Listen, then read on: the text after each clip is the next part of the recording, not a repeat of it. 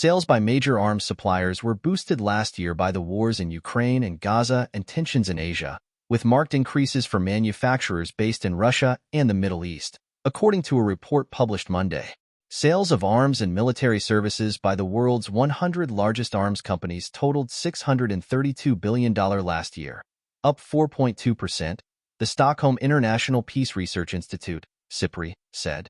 They had declined in 2022 due to the inability of these global giants to meet the increase in demand, but many of them managed to restart their production in 2023, according to the report.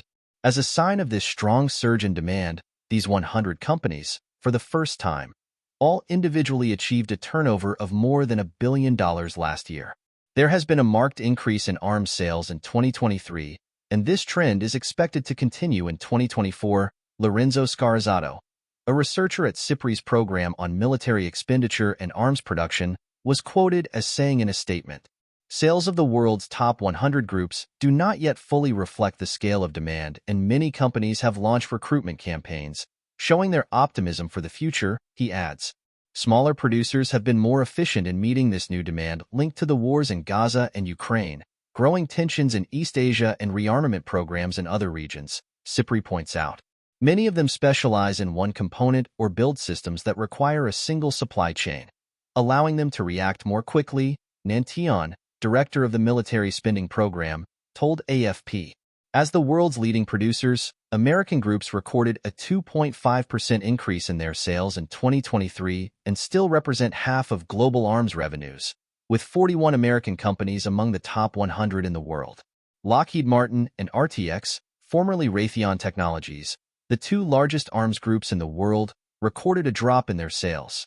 They often rely on complex, multi-tiered supply chains, making them vulnerable to the supply chain challenges that have persisted into 2023, Nantion says.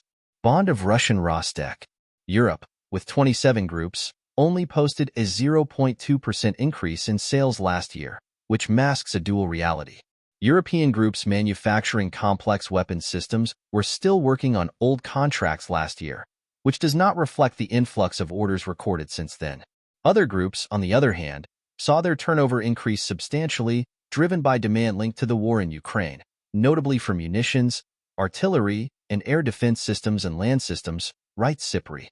The figures for Russia, although incomplete, show the effects of an economy largely geared toward war. Sales of the two Russian groups in the ranking showed a 40% increase, mainly due to the 49% increase in sales of the state conglomerate Rostec, according to SIPRI. Manufacturers in the Middle East were buoyed by the war in Ukraine and the first months of the Israeli offensive on Gaza in October 2023.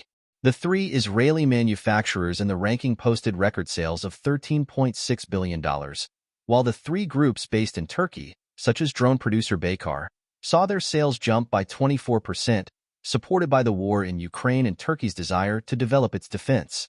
The general rearmament in Asia is particularly evident in the sales increases of the 4 South Korean manufacturers and the 5 Japanese weapons makers, with the 9 Chinese producers marking time against a backdrop of a slow economy,